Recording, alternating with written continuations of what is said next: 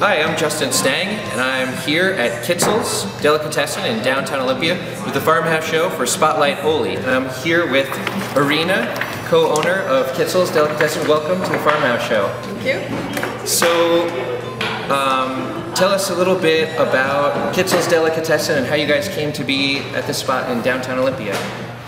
Well, we both, Hava and I, my business partner Hava and I have both been interested in opening a deli. We both love food, and she's more of a baker and I'm more of a savory smoked fish and pickle kind of to contribute something to the community. We both love food. We've always had this dream, and it was kind of the right moment to do that because we felt like there was a need for that in the community. Terrific, terrific. I am originally from New York, and so I consider myself a bit of a bagel aficionado. And I think you guys have excellent bagels, some of the best on the West Coast that I've ever come across. And without giving too much away in the secret, can you talk a little bit about that? Because I know, I'm guessing I'm not the only one that's raving about Kitzels bagels. Well, we're pretty proud of our bagels. We think we do a good job, and one of our early starts with the bagels, Nancy Koppelman, she's a professor at Evergreen and she's a friend and one of the partners in the deli, she had this yeast from New York that she had for years, and she kept making bagels and kept it alive. So she brought it here, and she was one of the sort of early developers of our bagels. We worked with her, and she taught us a lot. And so our bagels kind of started out with Nancy's and Hava's efforts to make that perfect bagel that we like. And we use fresh ingredients. We don't put any chemicals in the bagels. So I think they're good because they're made the right way, and we have this, and the yeast that Nancy brought us is part of it is a wild yeast that comes from the air. So it actually is a yeast, not just the kind that you get in a packet in the store, but that is, you derive from just the yeast that floats around in the air. So not only a New York recipe, but New York air. Yes, exactly. There's some New York in your bagel here. I've been to most of them, I guess. With Joseph and Rachel, and they are currently rolling out bagels for the Spotlight Oli. Actually, no, it's just for lunch. They're making bagels for lunch. Wow, they have bagels for lunch? Yeah, they have a sourdough starter with a super top secret recipe. And they bring it to this table. This is where all the magic happens. And they're going to roll them out and put them on these trays here. And then after that, they go in boiling water and then into the oven, which is a very unique process that could be... Hey guys. Sorry I'm late. That's all right. This is Hava. Hello. Kitzels co-owner and bagel chef extraordinaire. Bagel lady. Yeah. The other day I was raving about the bagels and I was saying how awesome they were, and Irina was like, well, you have to talk to Hava about the whole process. So do you want to? Yeah. Is there anything special you want to say about the bagels? They're boiled. That's the best. They're the best sourdough starter, and they're boiled. Did you guys get a shot of the kettle? Yeah. Would you say traditional Jewish foods, contemporary Jewish foods, a mix, all different Jewish foods? It's a little bit of a mix. It's mostly Eastern European Jewish foods, although we try to experiment with other recipes. But I was born in Russia and I grew up in Russia. I learned how to cook from my mom and my grandma, and so I have that influence. And then Hava's heritage is Hungarian, so we both have this Eastern European food bias because that's what we grew up with. So what you'll find here are things like borscht, blintzes, matzo ball soup. We're just wondering how you got into baking and cooking, and if you could tell us a little bit more about that and how this all came about. Thanks for having me or coming to my kitchen. Well, food starts in the home, and my mother cooked a lot of food with a microwave. So cordon bleu and tuna casserole and all of these very American foods that came out of a box or a bag is kind of how I grew up. They did a lot of shopping at Price Club, which is now Costco. Sure. So buying a lot of things in bulk and having them in Ziploc bags in a deep freeze and, chicken for days. You just pull it out and throw it in the oven. So there wasn't a lot of learning to cook from my mom. I had a daughter when I was 19. and baby food was really expensive. I was a single mom. I was trying to work from the home and provide for my kid, and I found that, you know, buying the dry beans versus buying them in the can was less expensive. So it started with really simple things like beans and cooking them on the stove, and then not realizing that you have to soak them and you have to rinse them, and, you know, all of these different things. And so I started picking up cookbooks and asking questions like, what would make this taste better? How has the response been to your space downtown, and how are you finding life down here as a business owner? Yeah, well, it's great. You know, we have this crowd that I didn't really know what to expect, but my expectation was more, I guess, younger. I was thinking students would mostly come to the deli, but that's actually not the case. We get people from all over the place, all ages, and it's really fun because we get to hang out with and meet people that are either coming through town, or they've driven out here from, you know, Centralia. And I was surprised at how many Jews there were in the area, because I didn't know that there were any Jews in Centralia. And suddenly it was drawing all these Jews out of the area, which was great. And then others, you know, people are just coming in because they're curious. And the food is delicious. Thank you. That always helps. Thank you. I know that once I had one of those bagels and I came in, I got a few sandwiches. I was a customer for life. So thank you. Definitely doing the right thing. Jewish traditional cooking? Well, in that learning process? The Jewish traditional cooking had a lot to do with my grandmother. My grandmother made everything from scratch, and so I learned a lot of these foods from my grandmother. But when I was a teenager, I wasn't interested in it because I could just get food from a box. Right. But then as soon as I became a mother, I became much more interested in these foods. So I could cook a lot of the Jewish foods that my Nana taught me how to make. I have all of Nana's recipes. When my Nana passed, she left me the recipe books, so I've got tons of recipe books with her really intricate, you know, handwriting next to it. She was Hungarian, so sometimes she would write them in Hungarian, and they're not in English, so half of them I can't read, but that's okay. Awesome community calendar behind us here. Do you traditionally have regular events during the week when we're open, and Rebecca is actually our main event planner, and a lot of the things that you see on the calendar are just stuff that's going on in the community, but you'll see that a lot of times it'll say at Kitzels, which when events happen at Kitzels. So we have things like, we have game night on Thursday nights where people come in and play Dominion. We have folks from Danger Comics that come in once a month to play games. And then we have a lot of music. We're going to have more and more music events. Oh, there's a whole system here. It's not just you go to the store and pick up these ingredients and mash them together and magic happens. You know, there's actually a whole thing that goes with it. And so that's when buying organic and local foods became really important to me, and community supported agriculture became really important to me. And I got my bachelor's degree at the Evergreen State College, and it was in nonprofit organization. Cool. And then I got my master's degree at Antioch University with the Center for Creative Change, and it was on environment and community. So I did a lot of studying about food systems in the United States, worldwide systems, whole systems of food, how to integrate food back into a community, or a community back into the interest of their food. And so food is not just something that I make and play around with and eat, and it's not just about reading a recipe. I've got the Jewish cultural history stuff of all the stories come with all of the food that's very rich and very decadent, and also very peasant food at the same time. And then I've got all of this interest about global sustainability, and what's healthier for the body is healthier for the mind, is healthier for the person, is healthier for the society, is healthier for the entire globe, you know? So they're really good for you, and we're interested in offering food that's also healthy, not just greasy and sweet, but offering things like Oli Kraut, which is a local product. So we work with local businesses as much as we can. We have Magic Kombucha, which is also a local product.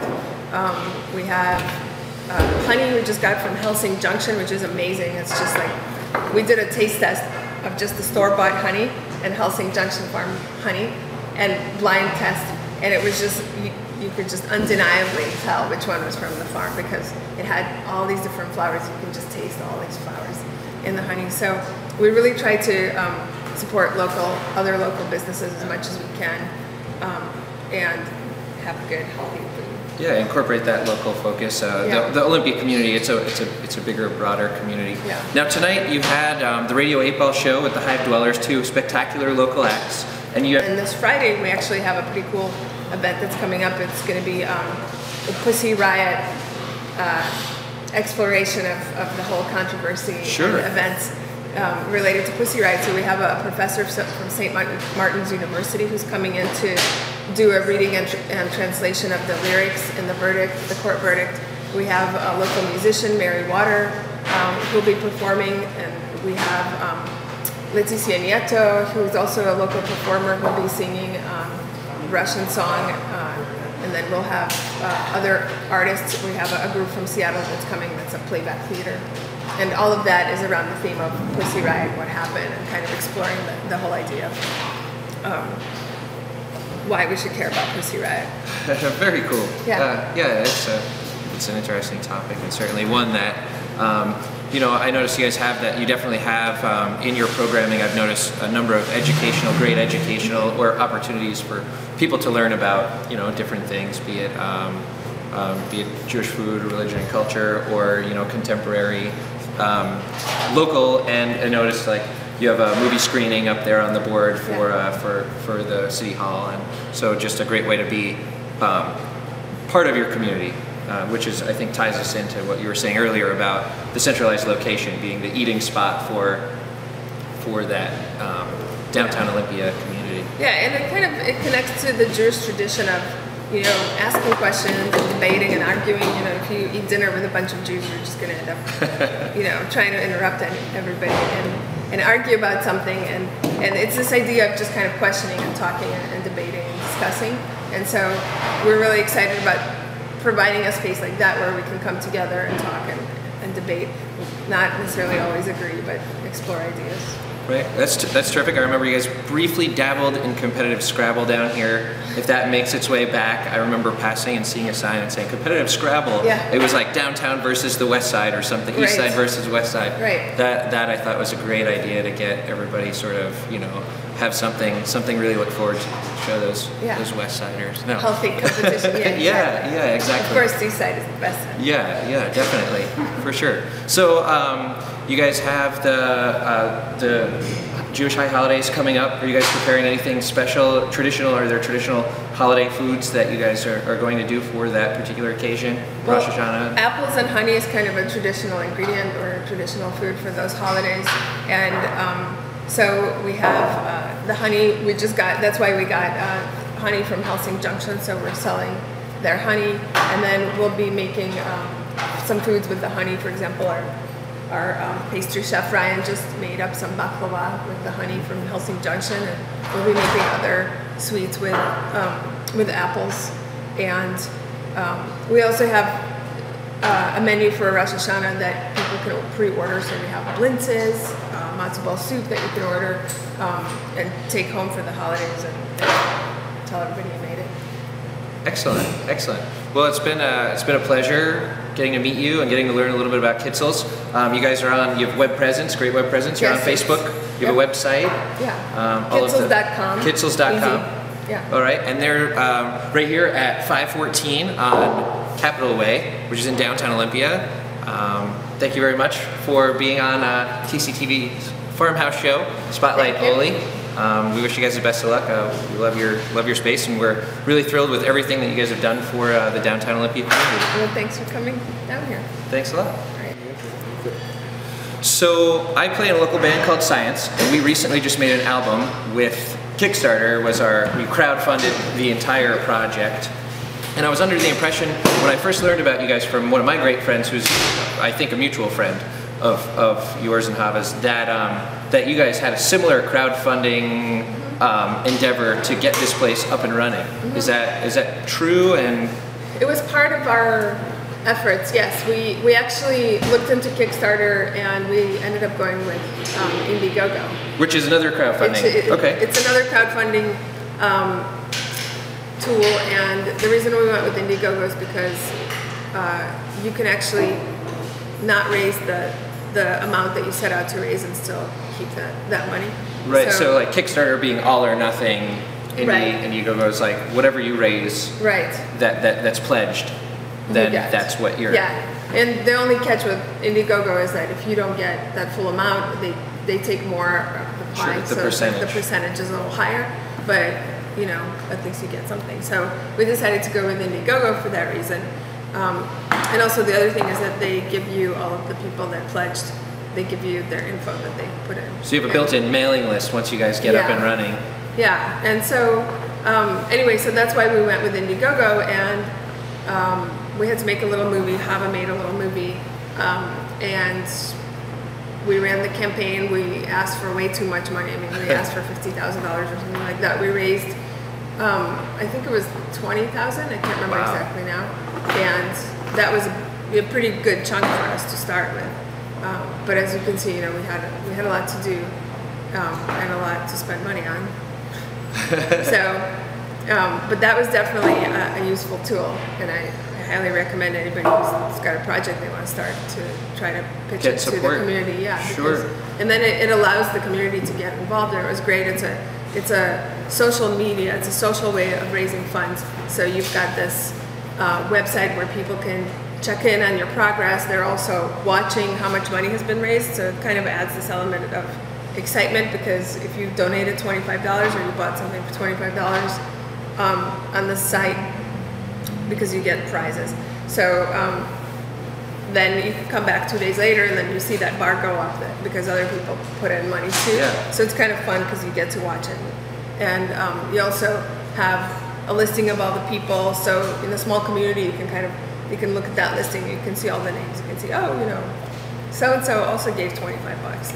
And it's really great to see people in downtown Olympia, people in the greater Olympia area, really get behind something and be part of it. And I'm sure when they come down here and they order the sandwich that's named after them, they can pat themselves on the back and say, hey, you know, like people love to be, you know, be a part of something and say, I helped put that there, and that's that great place for the community. Yeah, one of my coworkers, David, bought his wife the naming rights for a sandwich. So we've got the Midge is named after Midge. And so now, did she get to pick what the contents of the sandwich would be, or just what that one sandwich would be named? They just, the person who is giving us money in this campaign gets the rights to say what they want the sandwich to be named, but which sandwich is up to us. So, sure. So she got the tuna melt, which is the Midge. That's really cool. And so, does she order it every time she comes? I don't know if she does, but I do. You know, it's fun because I think she likes it, and it's kind of fun. I enjoy this idea that somebody likes to come in here and they know that there's a sandwich named after them, and they think it's great, and they tell their friends, and it's kind of a little bit, you know, a moment of pride or something. That's right. There's hope for all of you out there that want a sandwich named after you. Yeah. Where there's a will, there's a way. Right. There is definitely a way. Where there's and sometimes it's crowdfunding, but it depends on how badly you need a sandwich named after you. Yes. So please, if anybody wants their name on a sandwich, come to me and we can negotiate something. I might start a crowdfunding site to get a sandwich named after me. Would that's a great idea. I support you. Help Justin get a sandwich named the Farmhouse sandwich. Justin. Yes. Exactly. Well, thank you very much for taking time to meet with us and talk here on the Farmhouse Show. We really appreciate it. Well, thanks for coming here. I wasn't sure if I was. It wouldn't be a good spot. It wouldn't be a good spotlight, Oli, nor an acceptable Farmhouse Show if we didn't talk beer and wine quickly. Or not so quickly. You guys have a very extensive and very rare and unique European beer selection, and it's unlike anything I've found in downtown Oli. Can you tell us a little bit about it? Sure. I wanted to have something here that wasn't something you could just go across. There's a little bodega across the store, and I didn't want to compete with them. And I wanted it to be unique and to go well with our food. And given that a lot of our foods are Eastern European, I thought it would be a good idea to have Eastern European beers that would go with that food. So I did some research and I talked to different vendors, and I found out what beers go well with the kind of food that we serve, so meats and pickled things. And so a lot of kind of lighter beers are the beers that go well with this type of food. So I tried to, I had to taste a lot of beer. It was really hard. And I tried to pick out stuff that had enough variety between, you know, the different kinds of beers that we have, and that was unique that you can't get. We have a nice beer store, Gravity Market, up the street, and most of the beers that we have here, they don't carry. So that was really intentional, is to have something that you can come here and have an experience that was a little bit different. And so did you find that to get a lot of these beers, it was quite difficult to find places that carried them? It's really hard to, you know, have somebody come over and bring a bunch of beer in the middle of the day, and you have to drink, you know, different beers. But no, it was, it took some research. And I am lucky because I have a friend who's a wine and beer buyer for a market in Seattle, and so he is really good at what he does, and he recommended this vendor that specializes in Eastern European beers. So that's where a lot of our beers come from, and they're really knowledgeable about this particular type of beer. Perfect. Do you have a? I can't say that. Sadly, I can't say that I've had any of them yet. Do you have a favorite or a favorite particular beer or a favorite pairing of one of your foods with one of the specialty beers? I like the Staropramen. It's a Czech beer, and it goes really well with, you know, one of my favorite sandwiches is the Tibor. It's got sauerkraut on it and melted cheese, and it's corned beef, so it goes really well with this sort of a lighter beer that sort of cuts it nicely. So it makes a perfect lunch. If you have an opportunity to come down to lunch, that is Irina's recommendation. Drink beer and get a sandwich with lots of melted goodness. Is it a melted sandwich? It's like a Reuben, basically. Oh, okay. It's a Tibor because Tibor's friends. Tibor is a man who lives in Olympia, and a lot of people love him. And his friends actually pulled together and bought him the name rights to that sandwich. Tibor. Beat me at my crowdfunding. Hey, sandwich. It's never too late for you. But it's, you know, he must have done something right because his friends, you know, did this for him, and he's a great guy. So, and you know, along with the beers, we also, you might notice, we have a lot of Eastern European retail, and that's an area that we're trying to grow actually, and eventually we'll have more shelving and more retail because we really do want to be like the kind of deli where you come in and you could get a bunch of stuff and take it home and eat it at home. Yeah, like those are just like I remember back home, you know, the Italian pork stores or the Jewish delis where you can go in and you can actually specialty grocery shop. Exactly. Right along with while you're waiting for your sandwich or while you're drinking your beer. Exactly. And so we're actually in the process of getting a better meat slicer so that we can offer more meats sliced. Right now, you know, we're just kind of limited by our slicer. So we have a lot of, an increasing amount of stuff you can buy by the pound. So now we're making in-house pickles. You can buy pickles by the pound. You can buy our salads by the pound. And then the retail stuff too is constantly growing, and that's also unique. You can't find it anywhere around Olympia except for here, and it comes from Russian vendors that are in the area. And I have kind of an advantage because I speak Russian, and a lot of these vendors, you can't really get in touch. It's really difficult to pick out the product if you don't speak Russian. It's hard to describe what exactly you're looking for in English. Well, it's also kind of a closed community, and it took me a while to just kind of find who it is that I should be talking to, how to access it, and now we have a relationship, and I get products from them, but it's not easy. So, and you do kind of need to speak Russian to be able to get the stuff from them. So in that way, we're unique too, that you can't go like the halva or the pickled beets or pickled garlic tops. You just can't go to Bayview and buy them. Oh yeah, absolutely. I didn't until today know that those existed. Yeah. The pickled garlic tops. Yeah. So it's sort of similar to the beer. You know, we try to kind of keep it unique and different. It's the only place I've gotten a knish. Oh, there you go. At least in Olympia, and they're excellent as well. Everything is so terrific.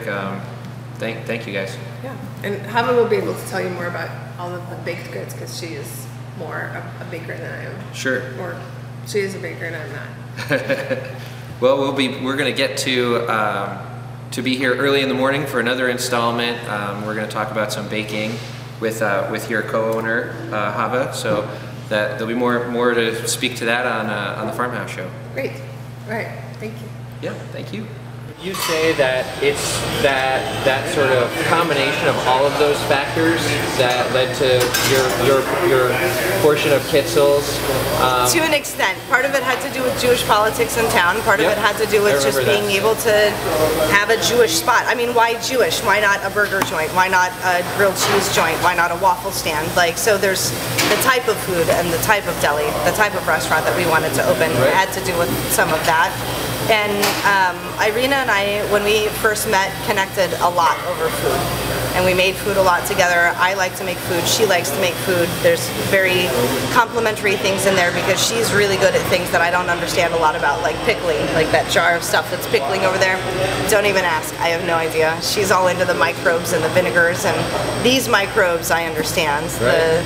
The baking arena, I really understand. And so our best combination, I don't know if she ever told you about this, fish is something that's really important to her, and she eats a lot of it in cured fish. So the deluxe platter, which is our #1 seller and has been since the day that we opened our doors, is a perfect combination of Hava and Irina. I'm the bagel, and she's, you know, the capered stuff and the lox. So it's one of those good combinations. That's really, it's really neat and super important to see that how complementary you guys are. Like, it's really refreshing to see, like, you have your area of expertise and she has her area of expertise that comes together in that perfect sandwich, which happens to be your most popular one and an outstanding one.